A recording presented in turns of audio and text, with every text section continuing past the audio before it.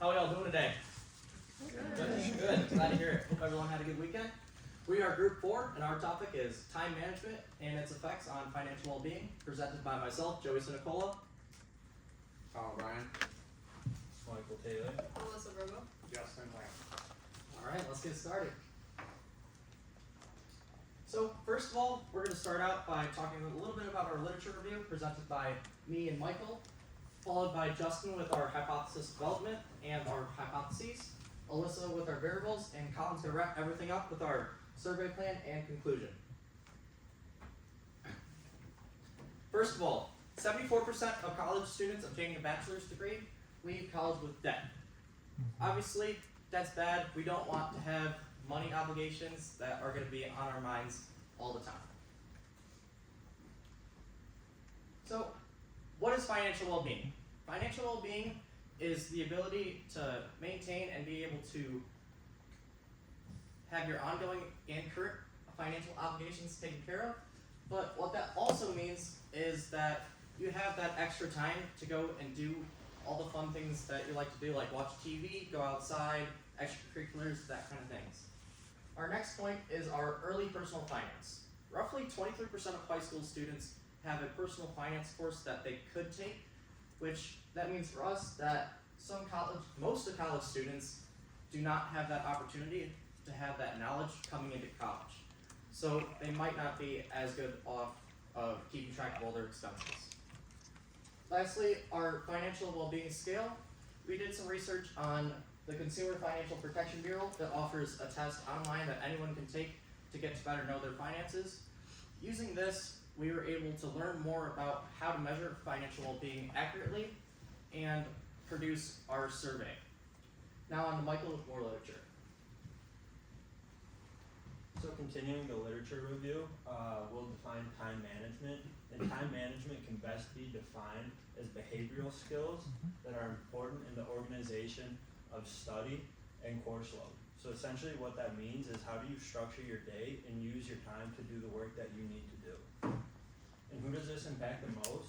This impacts college students the most, just because once you get out of high school, you're officially in charge of your own time. So you're in charge of bringing yourself to class and making sure that you get what you need to get done.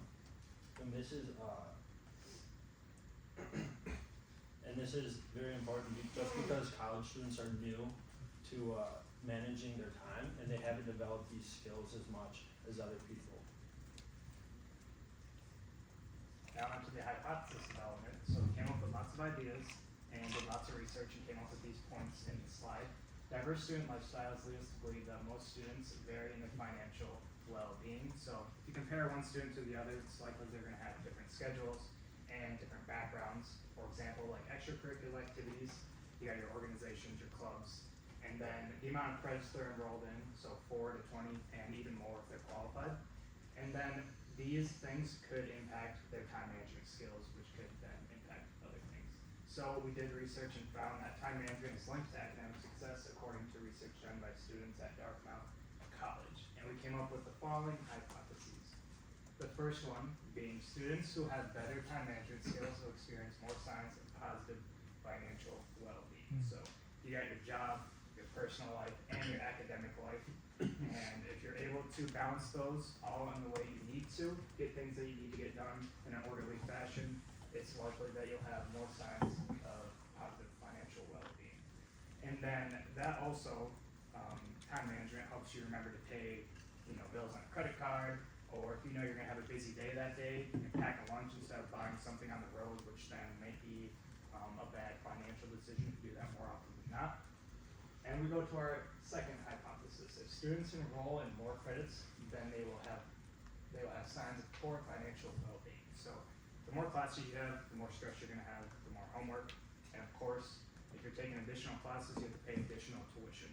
So that's gonna be a direct effect on a student's bank account, which is not cool. And then again, if you're taking more classes, you're spending more time in school. So you're spending less time working and getting income. So that's another direct effect on your personal financial well-being. Now on to Alyssa with the variables. Yeah, so for just a quick refresher on independent versus dependent variables. So independent variables are what we are observing. So in our case, we are observing the number of credits being taken by each student for the current semester. We're using a scale, so we will be able to select either less than 8 credits, 9 to 12 credits, 13 to 16, and 17 or more. So just so we can sort of get people into various ranges based on their credits, because obviously a lot of students here take varying amount of credits based on their course load and everything like that. So just having a lot of different options for students and based on what they take. Our next independent variable is respondent score on the California Baptist University Time Management Scale. So we did a lot of research on sort of what scale would be the best. The California Baptist University scale uses a 0 to 4 number scale. So they ask a question and you rate it 0 to 4 based on how much that affects you, how much that relates to you. We just found that that was going to be the most beneficial for us. So we're going to be observing the score based off of that.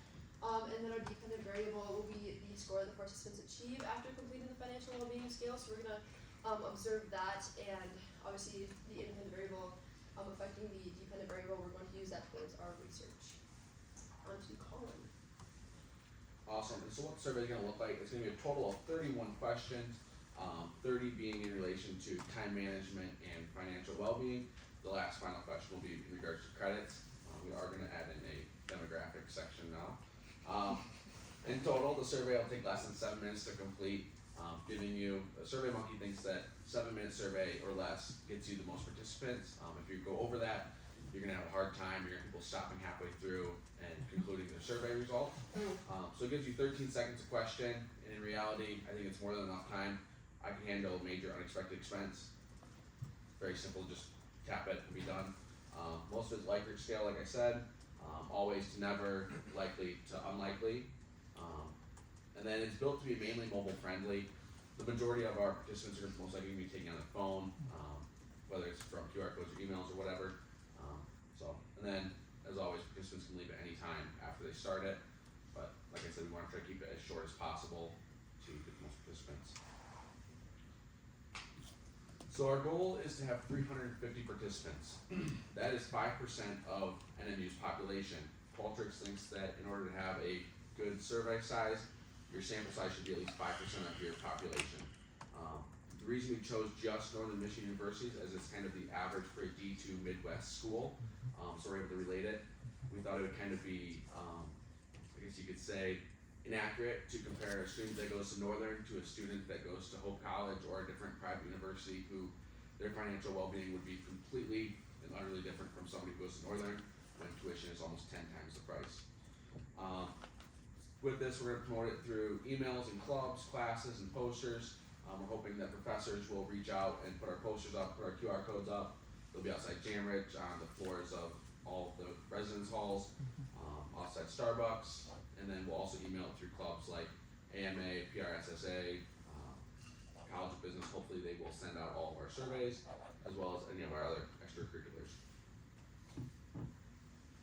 With that being said, just a quick recap. Survey is going to take place at Northern Michigan University. It's going to focus on the relationship between students' time management and their financial well-being, and it's to raise awareness for the College of Business students to make them better off financially. With that, we open it up to any and all questions.